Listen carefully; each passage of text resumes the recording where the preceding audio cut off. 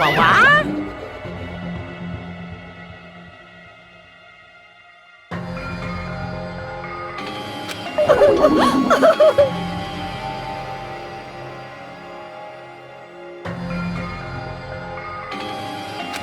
Hey!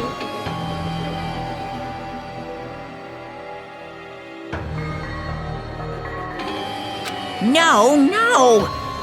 That's... Well now. Yahoo!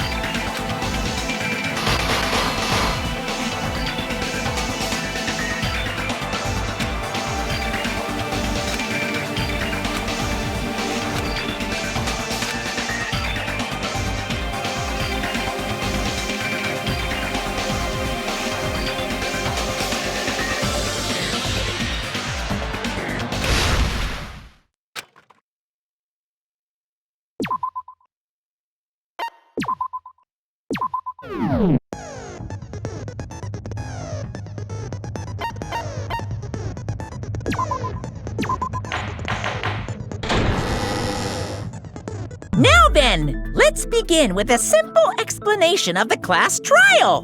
During the class trial, you will present your arguments for who the killer is and vote for who done it.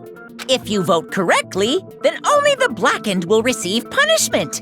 But if you pick the wrong person, I'll punish everyone besides the blackened, and that person will earn the right to leave this island. Oh well, who cares about this boring explanation? Let's get on with it already! I don't mind starting the trial, but I don't really have a grasp of how the case played out. You know, because I was asleep the whole time. Even if you do grasp it, you're just gonna confuse the heck out of us, aren't you? But Nagito's not alone. I don't really get it either. You're fine. Your head's empty anyway. Empty head? What's wrong with that? Listen up! The emptier your head, the more dreams you can stuff inside it, you know? Anyway, we shouldn't proceed with the trial if those two can't participate in the arguments. Since he's the first witness, why don't we ask Hajime to explain the incident and the sequence of events? Then, let's start with when we split into the hospital team and motel team because of the despair disease. The hospital team consisted of Nagito, Ibuki, and Akane, who were infected, and Mikan, Fuyuhiko, and me. The other 5 in the motel team were myself, Gundam, Kazuichi, Chiaki, and Hiyoko. Spending the night at the hospital was prohibited, so Hajime and I had to sleep at our cottages. I woke up at my cottage on the day the incident happened. Mikan came by to wake me up and told me that Nagito had recovered from his symptoms. We immediately headed over to the hospital, and after we confirmed his recovery, I made Mikan rest in the on-call room since she hadn't slept all night, while I waited in the hospital lobby. And then, I saw the incoming signal light on the surveillance camera blinking before our scheduled time. When I pressed the button to turn on the monitor, what appeared on screen was a video of someone wearing a hospital gown and a hemp bag on their head, climbing a stepladder. Amazing! That's such a heart-pounding story! And then what did you do, Hajime? I tried to stop them, of course. I rushed out of the hospital and ran to where the video was being recorded, the music venue. But it was too late. By the time I arrived, the person wearing the hemp bag on their head was already hanging from the ceiling. I thought I should tell the others right away, So I headed to the motel. Why the motel? Because it was close to the music venue. And unlike the hospital, there were more able-bodied people there. At least, that's what I thought. But the only person who came with me was Chiaki. But I remember feeling a little relieved because not long after, we met up with Mikan and Fuyuhiko. We were also looking for Ibuki since she disappeared from our sight. After I rested for a bit, I started counting everyone at the hospital. And then I noticed Ibuki was gone. So I sprinted out of the hospital. Coincidentally, I ran into Fuyuhiko. So I fled with him in various ways to see if he could help me out. Various ways? Don't say it like that and confuse people. After I heard from those two that Ibuki disappeared, I had a feeling she was the person wearing the hemp bag. So I immediately led them to the music venue. But the door wouldn't open. Since we had no other option, the four of us broke down the door. And when that happened, we didn't just find Ibuki's body. We also found Hiyoko's. And not just that. Her body was taped to a pillar. That's when we heard the body discovery announcement. Not once, but twice in a row. And so we decided to lower the hanged body, didn't we? When we removed the hemp bag, just as we feared, it was Ibuki. So that's how the case played out. Thank you. I understood it very easily. Well, it's clear what the problem with this case is. When Hajime left the music venue, who... Wait, how do I know anything Hajime just said is true? Sorry, I'm only being impartial right now. And the story I just heard is clearly suspicious. Hajime, if you're the only one who saw the hanging video and the first one to discover Ibuki's body, then you could be lying as much as you want right now, right? Lie? Why would I lie? Obviously, so you could make us ignore what might be an inconvenient truth for you. Do you doubt me? If you're not lying, I would like you to prove it. Come on, try to prove it to me. Prove you're not the killer.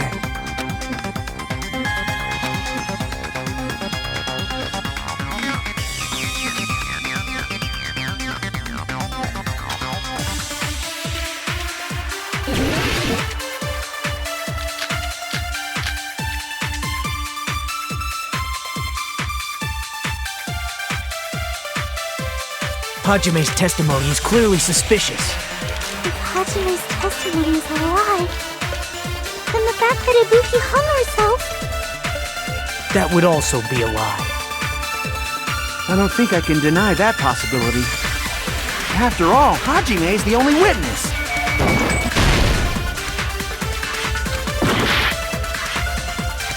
Hajime's testimony is clearly suspicious. If Hajime's testimony is a lie, then the fact that Ibuki hung... That would also be a lie. I don't think I can deny that possibility. After all, Hajime is the only witness. Why would Hajime lie? Well, obviously because he's the killer. Did Hajime kill both of them? The fact that the bodies were... No, that's wrong!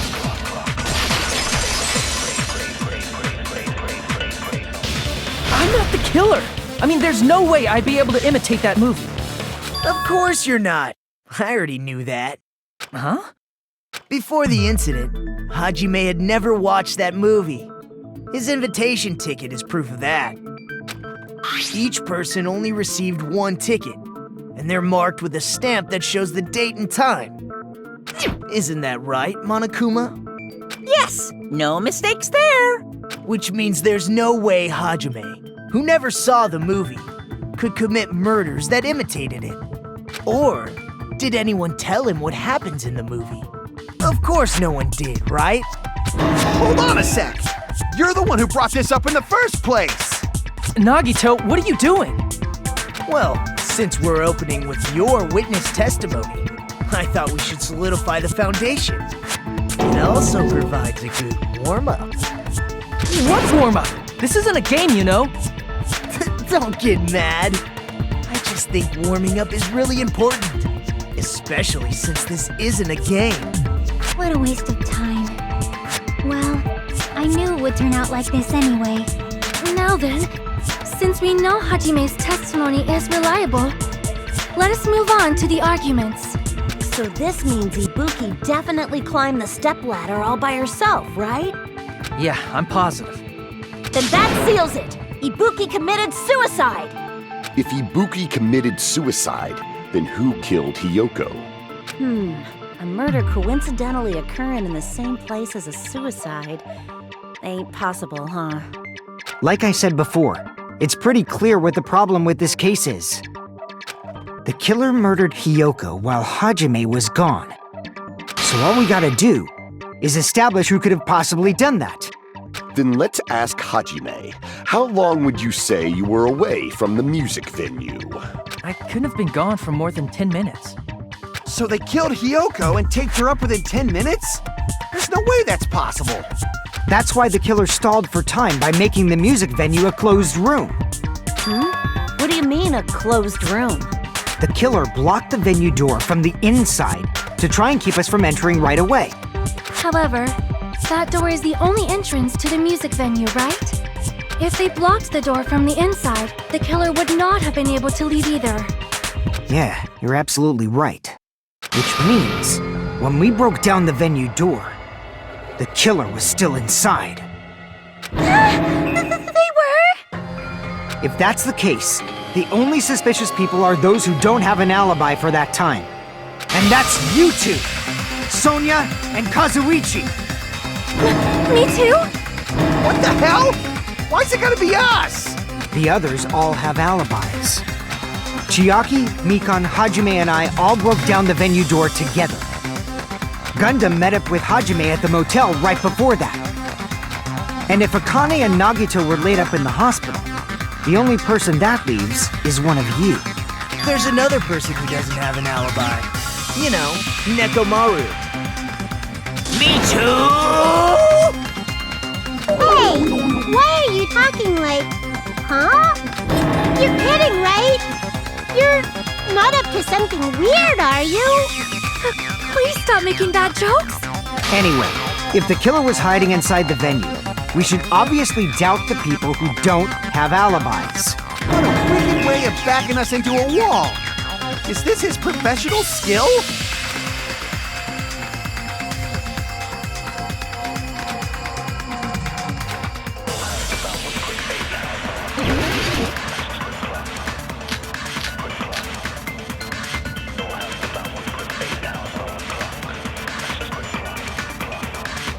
The killer was still inside the music venue.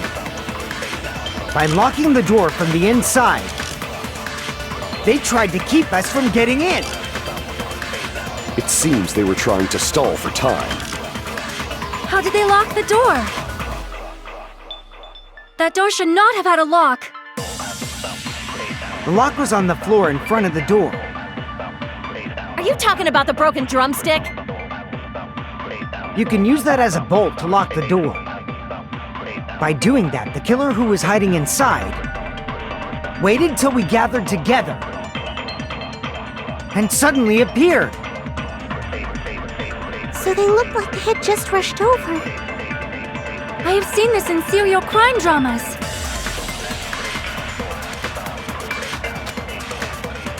The killer was still inside the music venue. By locking the door from the inside, they tried to keep us from getting in.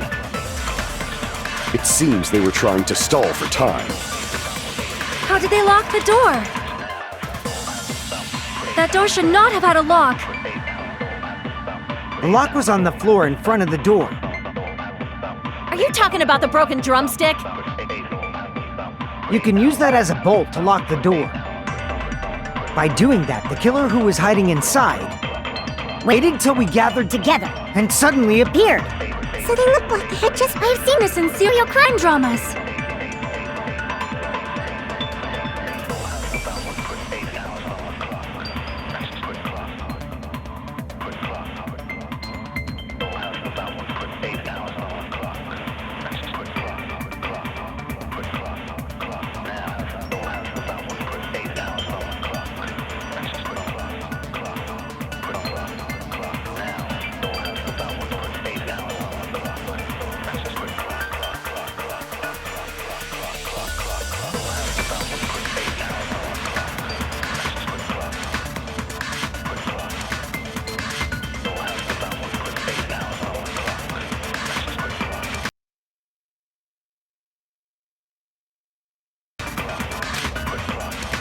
The killer was still inside the music venue. By locking the door from the inside. No, that's wrong!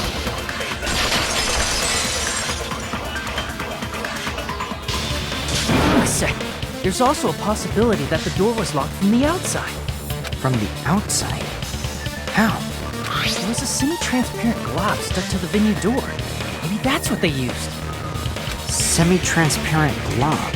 Like rubber, maybe?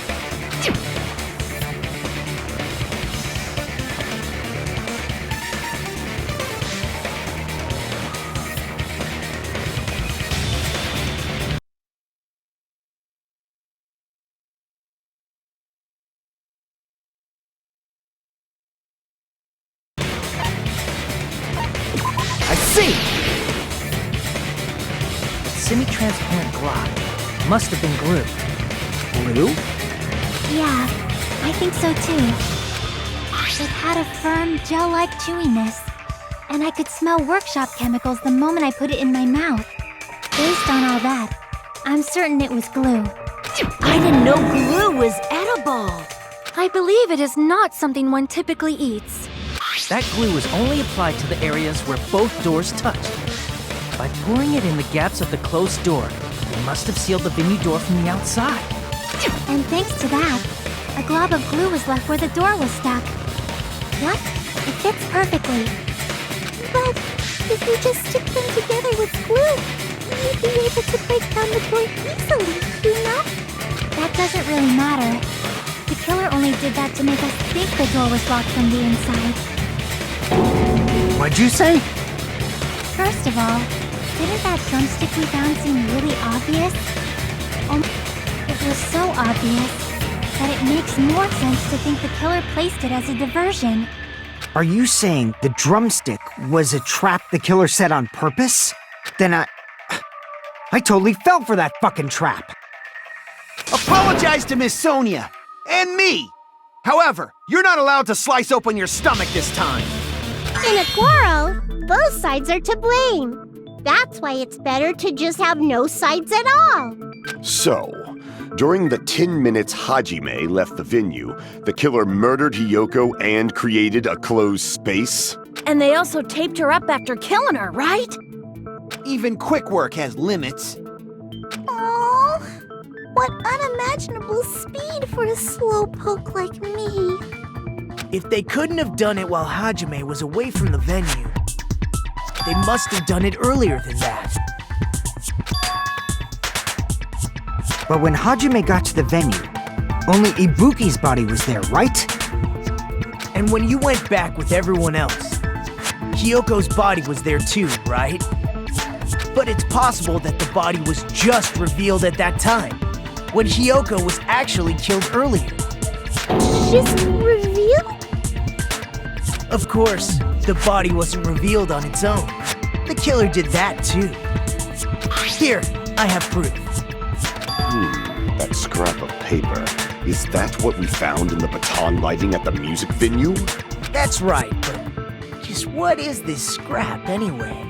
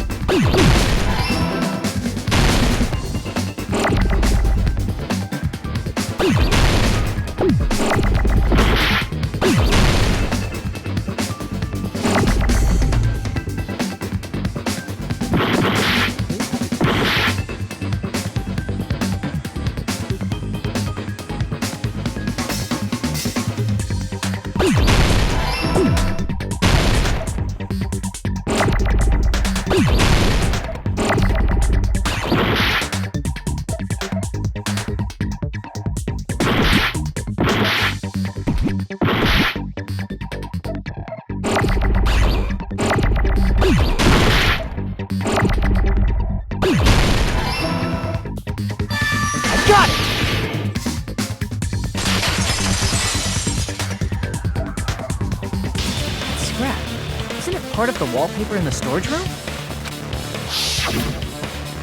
In the music venue storage room, there should have been black wallpaper that's the same color as that scrap. There was also a tear along the edge of the wallpaper, wasn't there? If so... You're right. If you overlay the scrap that was caught on the lighting with the tear in the wallpaper... See? It fits perfectly. I see. So the scrap that was caught on the baton lighting was originally part of the wallpaper. And what's wrong with that? Does it have something to do with Hiyoko's body disappearing? A mere nobody like me isn't important enough to answer that. But if you guys were exceptional enough to identify that scrap of paper, you can figure this out easily.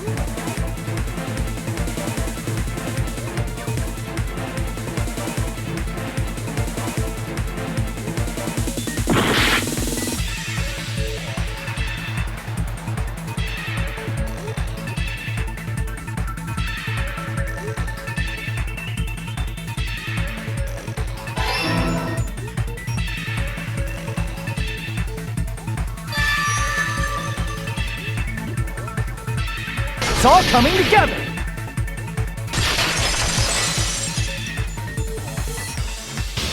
Got it!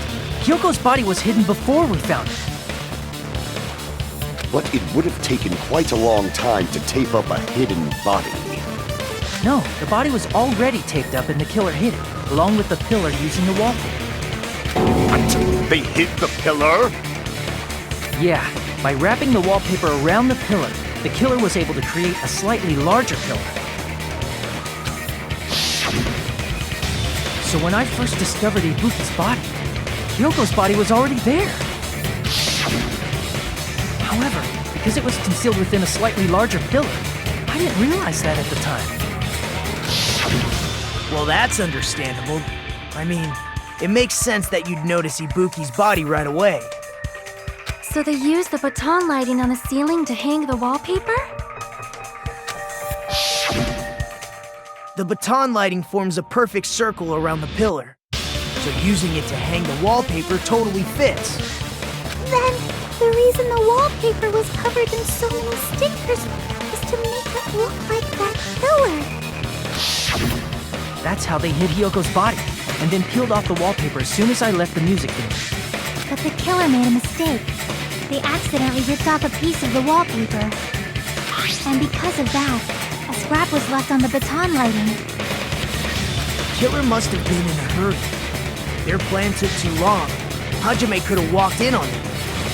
But going to the trouble of hiding his body and the pillar is very bold. But the crime itself would be much easier to pull off since they don't have much to do while Hajime's gone. They just have to peel off that wallpaper and stash it in the storage room. It's not that big of a deal. Then, when was Hiyoko actually killed? Good point. And on that note, it's about time we shed some light on those imitation murders. You mentioned imitation murder more than once. But what is that? Are you kidding me? You haven't seen my masterpiece?